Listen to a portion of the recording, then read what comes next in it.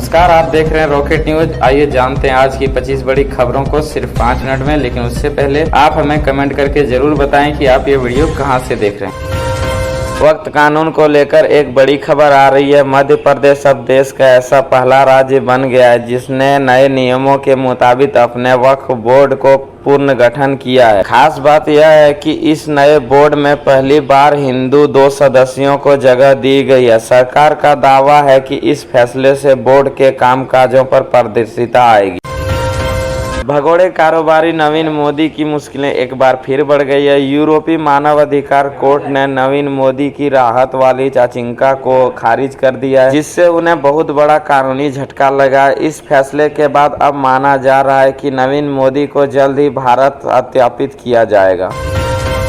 राम मंदिर ट्रस्ट के क्रोधाक्षेत्र गोविंद देवगिरी ने मंदिर में चढ़ावे वाली कीमत और गहनों की चोरी के दावों को पूरी तरह से गलत बताया है। उन्होंने साफ किया है कि दान में मिले 2800 वस्तुएं पूरी तरह से सुरक्षित है और उनका पूरा रिकॉर्ड मौजूद है। इस मामले को लेकर ट्रस्ट की अगली अहम बैठक 22 जुलाई को होने जा रही है। इधर राम मंदिर में चढ़ावे चोरी के विवाद पर उत्तर प्रदेश के मुख्यमंत्री योगी आदित्यनाथ ने भी बड़ा बयान दिया है। प्रयागराज में एक कार्यक्रम के दौरान उन्होंने कहा कि प्रभु श्री राम सिर्फ हमारी आस्था नहीं बल्कि पूरे देश की आत्मा के प्रतीक है। उन्होंने राम मंदिर के आंदोलन में अशोक सिंघल के योगदान को याद करते हुए कहा कि इस आंदोलन में देश के सांस्कृतिक चेताव को जानने की काम किया। नीट का पेपर लीक होने के कारण 9 बच्चों की मौत, इसका जिम्मेदार कौन? खुद स्टूडेंट या फिर ये भ्रष्ट सरकार? मोदी सरकार का बड़ा ऐलान, कमर्शियल गैस 3000 पार। एमपी के सीएम संजय सिंह ने पीएम मोदी पर साधा निशाना, चंदा चोरी का लगाया नारा। अरे बैठ जाओ, राम मंदिर का पैसा खाते हो। अरे चंदा चोरो बैठो, चंदा चोरो बैठो, चंदा चोरो बैठो। भारतीय सेना में बड़ा बदलाव, लेफ्टिनेंट जनरल धीरज सेठ संभालेंगे सेना के नए प्रमुख, आर्मी चीफ का पदभार। असम और अरुणाचल प्रदेश में बारिश से बाढ़ का कहर, अरुणाचल में नदी से गांव का रास्ता रुका और असम में ढहा रेलवे पुल। उद्धव ठाकरे का बीजेपी पर बड़ा हमला, उन्होंने कहा शिवसेना में बगावत, देवेंद्र फडणवीस को पीएम के रेस से बाहर रखना चाहते हैं मोदी सरकार। नेपाल में चीनी वीजा के देरी के कारण कई भारतीय फंसे, विदेशी मंत्रालय ने जारी की MEA के बड़े एडवाइजरी। भारतीय हाई जंपर सर्वेश कुसारे ने 2.31 मीटर की हाई जंप लगा के की नेशनल जंपिंग की बराबरी। रेल मंत्री अश्विनी का बड़ा ऐलान, उन्होंने कहा कि दिल्ली से वाराणसी जाने वाली रास्ते को बुलेट ट्रेन सिर्फ 1 घंटे 40 मिनट में करेगी तय। भारत में पानी की कमी की चिंता, कमजोर मानसून के कारण कई शहर और गांव के किसानों पर पड़ रहा है इसका असर। एशियाई खेल के बाद जब भारत पहुंचे खिलाड़ी तो पीएम मोदी से मिले। एशिया गेम 2023 को भारत के जीत के बाद पीएम मोदी से मिले रिंकू सिंह और ऋतुराज गायकवाड़। कांग्रेस ने फिलिस्तीन का समर्थक किया, CWC के बैठक में प्रस्ताव पेश, कहा उन्हें सम्मान से जीने का पूरा हक। पीएम मोदी ने तांजानिया के राष्ट्रपति से की मुलाकात, दोनों देशों में आपस सहयोग बढ़ने का पूरा जोर। राजस्थान, मध्य प्रदेश समेत 3 राज्यों में एक चरण में वोटिंग की, छत्तीसगढ़ में 2 फेजों में होगी मतदाता, 3 दिसंबर को नतीजे। रमेश विधोड़ी के निशाने पर आम आदमी पार्टी, दिल्ली के सीएम पर लगाए गए लोगों को गुमराह करने का आरोप। शराब घोटाले मामले में ईडी ऑफिस पहुंचे दिनेश अरोड़ा, संजय सिंह के सामने होगी पूछताछ। टोल टैक्स के विरोध में भूख हड़ताल पर बैठे अमेनिस के नेता, जल्द सीएम सीधे से मुलाकात करेगी राज ठाकरे। यूपी के कई शहरों में बनाए जाएंगे e-charging station, CM Adityanath Yogi का बड़ा बयान।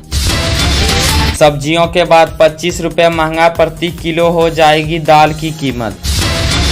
विधानसभा चुनाव के साथ लागू हुई आचार संहिता।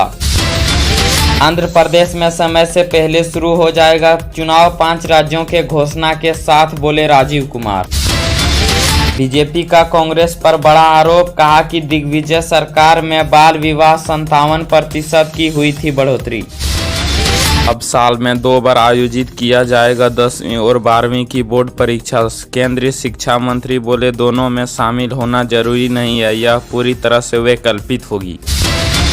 अयोध्या में राम मंदिर के निर्माण कार्य में 200 करोड़ रुपए खर्च, बैंक खाते में अब भी 3000 करोड़, ट्रस्ट ने किया बड़ा खुलासा। भारत और पाकिस्तान के बीच 14 अक्टूबर को अहमदाबाद नरेंद्र मोदी स्टेडियम में होने वाली मैच के दौरान आतंकी हमले का साया, गुजरात पुलिस ने की सुरक्षा की तगड़ा इंतजाम। सूर्य की ओर बढ़ रहा है आदित्य L1 बिल्कुल ठीक से काम कर रहा है। भारत के पहले सोलर मिशन, इसरो ने दिया बड़ा अपडेट, पीएम मोदी बोले फिर भारत रचेगा इतिहास। वर्ल्ड कप में भारत का विजय, अगस्त ऑस्ट्रेलिया को भारत ने 6 विकेट से हराया। राहुल ने छक्का मार के जिताया और विराट कोहली ने 85 रन बनाए। राजस्थान में विधानसभा चुनाव से पहले राहुल प्रियंका गांधी का सकारात्मक दौरे की तैयारी, कांग्रेस ने बनाई बड़ा प्लान।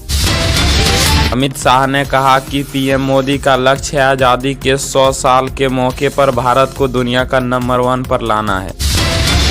यूपी के सीएम आदित्यनाथ का मनोकामनाएं हुई पूरी, बद्रीनाथ के बाद पहुंचे केदारनाथ।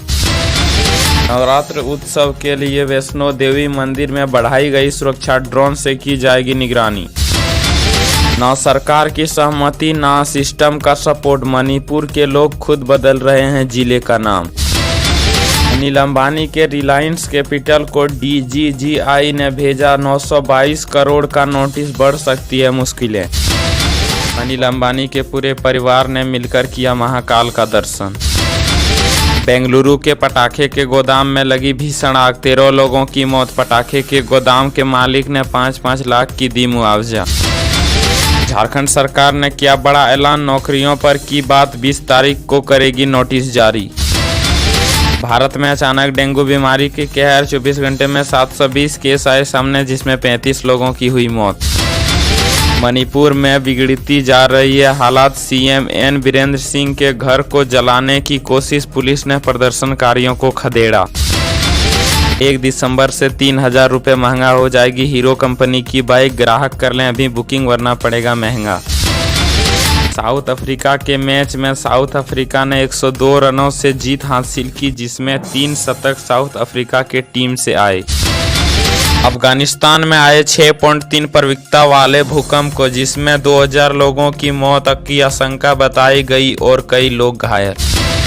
2000 के नोट को लेकर RBI गवर्नर ने किया बड़ा ऐलान, कहा कि 2000 की नोट 96% जमा हो चुकी है, जिसकी कीमत करोड़ों में है, और 4% नोट अभी भी जमा नहीं हुई है, जिसकी कीमत 12000 करोड़ रुपए है। दिल्ली में करंट लगने से दुर्घटना होने पर विद्युत कंपनियों को देना होगा मुआवजा, CM अरविंद केजरीवाल ने प्रस्ताव की दी मंजूरी। यूपी के स्कूलों में अब मोबाइल यूज नहीं कर पाएंगे, टीचर और स्टूडेंट का फोन इस्तेमाल करते रंगे हाथ पकड़ा जाने पर सख्त कार्रवाई करने की। सिक्किम बाढ़ में अब तक 11 सैनिक कर्मियों सहित 56 लोगों की मौत। ITBP के हिमावर के 68 लोगों को बचाया, 142 अब भी लापता। PM मोदी ने किया बड़ा ऐलान, कहा कि चुनाव के बाद जनजाति की होगी जनगणना।